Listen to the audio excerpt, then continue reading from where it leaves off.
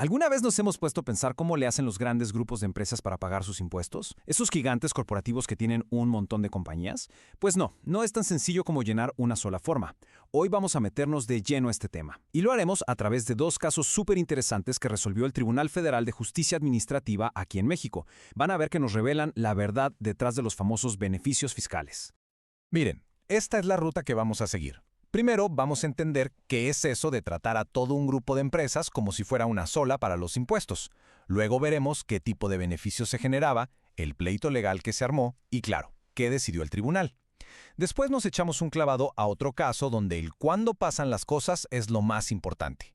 Y al final, vamos a amarrar todo para entender por qué estas decisiones nos afectan a todos.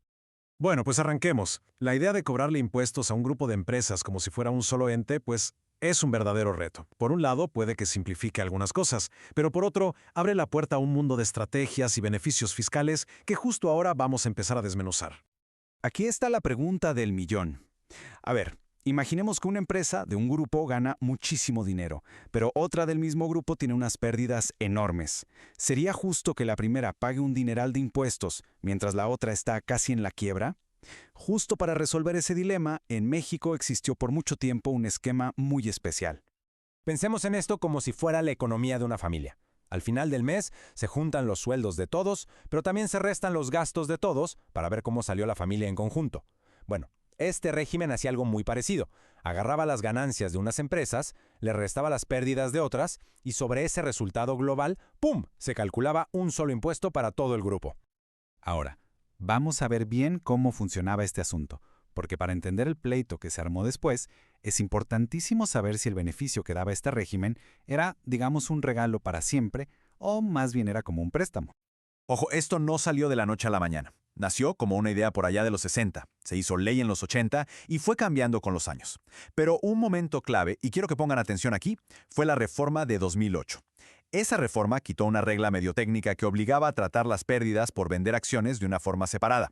Este detallito, como vamos a ver, es el centro de toda la pelea. Lo más atractivo, la joya de la corona de este sistema, era que si una de tus empresas perdía dinero, podías usar esa pérdida para bajarle las ganancias de otra que sí estaba ganando, y hacerlo en ese mismo momento. Esto, hay que aclararlo, no es que te perdonaran el impuesto, pero sí te daba un beneficio superpoderoso, un diferimiento. O sea, la chance de aplazar una parte del pago.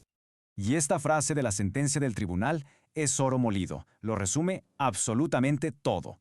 Es la clave para entender el primer caso. El beneficio no era un perdón, era un me pagas después. Entender esta pequeña gran diferencia es lo que nos va a explicar por qué una empresa terminó metida en un pleito de miles de millones de pesos. Y aquí es donde la historia se pone buena. De un lado tenemos a una empresa y del otro a la autoridad, el SAT. Y cada uno tenía una idea completamente distinta de lo que significó ese cambio a la ley en 2008 para una deducción que era multimillonaria. Básicamente la empresa dijo, oigan, la ley cambió en 2008. Esta deducción que apliqué ya es mía, es definitiva y para siempre. Y el SAT contestó, a ver un momento. El beneficio de aplazar el impuesto siempre fue temporal. Ahora que te sales del grupo, tienes que reversar ese beneficio. O sea, págame el impuesto que te dejé aplazar. Y para que nos demos una idea, no estamos hablando de cualquier cosa. La discusión era sobre una deducción por pérdidas de más de 2,000 millones de pesos.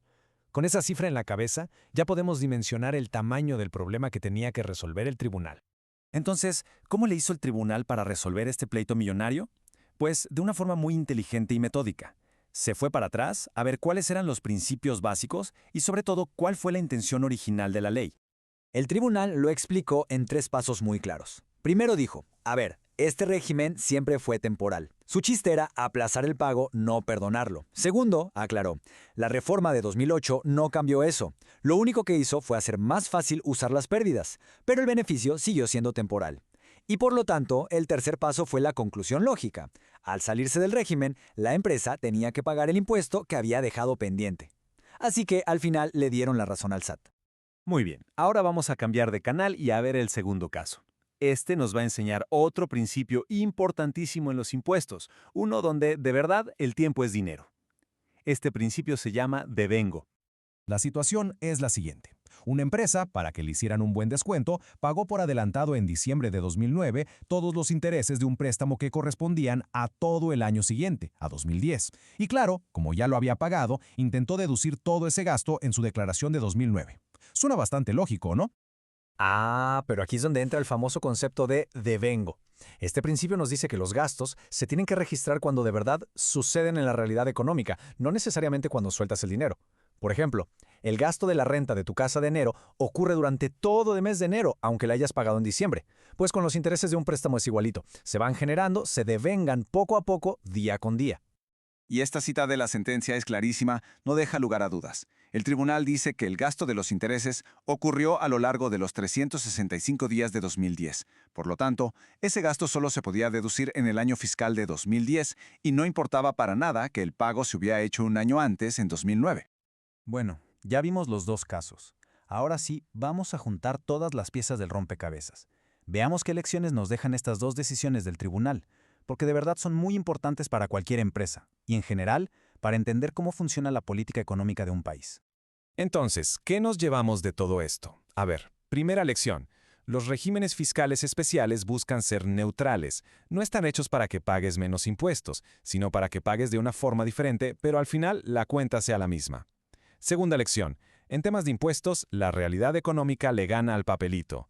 Lo que de verdad importa es cuando ocurre el gasto, no cuando se firma el cheque. Y tercera, y quizá la más importante, los beneficios fiscales no son un cheque en blanco. Vienen con reglas, con condiciones y con responsabilidades muy claras que hay que cumplir. Y todo esto nos lleva a una pregunta final, una para reflexionar. Estos casos nos enseñan el equilibrio tan delicado que se necesita para diseñar las leyes fiscales. Encontrar ese punto medio exacto entre dar incentivos para que las empresas crezcan y al mismo tiempo asegurarse de que todos paguen lo justo, ese es, sin lugar a dudas, uno de los retos más grandes que tiene cualquier economía.